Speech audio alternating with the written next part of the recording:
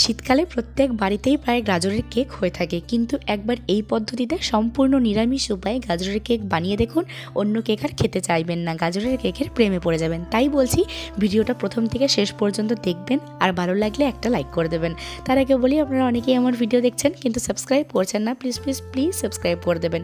দেখতেই পাচ্ছেন গাজরের কেকটা কি সুন্দর নরম আর স্পঞ্জি হয়েছে, কি পদ্ধতিতে এবং কি টিপস এবং ট্রিক্স ব্যবহার করলে এত সুস্বাদু গাজরের কেক হবে। চলুন শুরু করা যাক ভিডিওতে।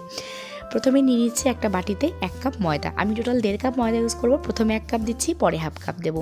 তারপরে দিচ্ছি গুঁড়ো করা চিনি 1 কাপ, মানে গোটা চিনি 1 কাপ নেওয়ার পরে গুঁড়ো করে সেটা আমি ইউজ করেছি। তারপরে আমি ইউজ করছি দুধে ভেজানো সুজি, সেটাও 1 কাপ। একটা কাপের মধ্যে দুধ নিয়ে তার ভেতরে সুজি দিয়ে আমি ভিজিয়ে রেখেছিলাম 1 কাপ পরিমাণ, সেটাই আমি ইউজ করছি। আর সিক্রেট উপায়টা হচ্ছে গাজরের হালুয়া। এই হালুয়াটা আমি ইউজ করবো। এই হালুয়াটা কিন্তু খোয়া ক্ষীর, কনডেন্স মিল্ক ছাড়াই মাত্র একটি উপকরণে শুধুমাত্র দুধের ব্যবহার করে আমি এই গাজরের হালুয়াটা বানিয়েছি। এর ডিটেলস ভিডিও আমি অলরেডি শর্টসে আপলোড করে দিয়েছি, যদি আপনারা দেখতে চান দেখতে পারেন। আর দিচ্ছি দুধ। এই দুধটা আমি সসপ্যানে দেখাচ্ছি, কারণ এই গাজরের হালুয়াটা আমি সসপ্যানটাতে করেছিলাম, ওই আশেপাশে একটু লেগেছিল কনডেন্স মিল্কের মতো গাঢ় গাঢ় দুধটা। তো সেই দুধটার মধ্যে একটু পাতলা দুধ দিয়ে আমি একটু গুলিয়ে নিয়ে সেই দুধটা অ্যাড করছি। এবার ভালো মতো আমি মিক্স করে নেব। এই পর্যায়ে আমি অ্যাড করছি আরও 1/2 কাপ ময়দা। আপনারা কিন্তু টোটাল 1.5 কাপ ময়দা ইউজ করবেন। এই পরিমাপটা আপনারা ঠিক রাখবেন, তাহলে আপনার গাজরের কেকও কিন্তু উপর থেকে একটুকু ফাটবে না, স্পঞ্জি হবে, নরম তুলতুলে হবে। এই পরিমাণগুলো আপনারা প্লিজ মনে রাখবেন। তারপরে দিয়ে দিচ্ছি 1 পিঞ্চ সোডা এবং 1/2 চামচ বেকিং পাউডার। আর দিচ্ছি সামান্য একটু ভ্যানিলা এসেন্স আর 3 চামচ সাদা তেল। 1/2 কাপ তেল দেওয়ার কোনো প্রয়োজন নেই, 3 চামচ তেল দেবেন, তাতেই দেখবেন আপনাদের গাজরের কেকটা খুব সুন্দর স্পঞ্জি হয়েছে। আর গাজরের হালুয়াটা যে আমি এখানে ইউজ করলাম, সেই গাজরের হালুয়াটা বানানোর জন্য আমি কিন্তু কোনো রকম ঘি, খোয়া ক্ষীর, কনডেন্স মিল্ক কিছু ইউজ করিনি। 1/2 চামচ বাটার শুধু ইউজ করেছি। এবার সব ব্যাটারটা ভালো মতো ঘুটে নিয়ে এক সাইডে রেখে দিয়েছি। আর যেই মোল্ডে আমি কেকটা বানাবো, সেই মোল্ডে সাদা তেল ভালো মতো গ্রিস করে নিয়ে উপর থেকে একটু ময়দা ডাস্ট করে নিচ্ছি। যেরকম আপনারা ভিডিওতে দেখতে পাচ্ছেন এরকম করে নেবেন, তাহলে আপনাদের কেকও বাটির গায়ে একটুকু লেগে থাকবে না, সুন্দর করে উঠে আসবে। এবার আমি গাজরের মিশ্রণটা ঢেলে দিচ্ছি মোল্ডে। দেখতেই পাচ্ছেন ব্যাটারটার ঘনত্ব কীরকম আছে, আপনারা এরকম রাখবেন।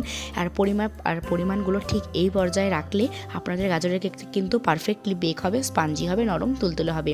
এবার একটা কড়াইয়ের মধ্যে একটা পাত্র বসিয়ে দিয়ে তার উপরে আমি গাজরের কেকের বাটিটা রেখে ঢাকা দিয়ে দিচ্ছি 30 থেকে 35 মিনিটের জন্য।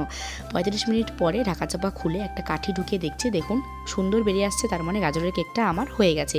এই পর্যায়ে আমি নামিয়ে রেখে 15 থেকে 20 মিনিট ঠান্ডা করে তারপরে আমি গাজরের কেকটা ডিমোল্ড করব। ডিমোল্ড করার আগে চাকুর বা ছুরির সাহায্যে সাইডগুলো একটু ছাড়িয়ে নেবেন, তাহলে কিন্তু খুব সুন্দর উঠে আসবে। ভিডিওতে কী সুন্দর উঠে আসলো। টক দই, ভিনিগার বা লেবু রসের ব্যবহার ছাড়াও যে কেকটা এতটা স্পঞ্জি হতে পারে, আপনারা যদি না বানান তাহলে কিন্তু বুঝতেই পারবেন না। গাজরের হালুয়াটা তৈরি করে তবেই আপনারা কেকে ব্যবহার করবেন। আর পরিমাণগুলো ময়দা, সুজির পরিমাণগুলো ঠিক রাখবেন, তাহলেই দেখবেন আপনার কেকটা এত সুন্দর হয়েছে।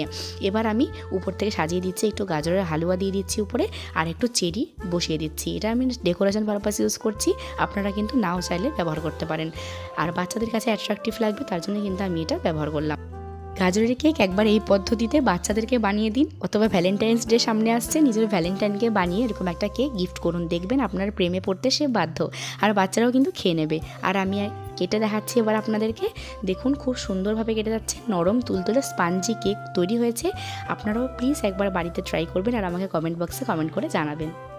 আর এর আগে কখনো এই পদ্ধতিতে গাজরের কেক খেয়েছেন কিনা সেটাও আমাকে কমেন্ট বক্সে কমেন্ট করে জানাবেন। আজকের মতো এ পর্যন্তই, ভালো থাকবেন, ধন্যবাদ।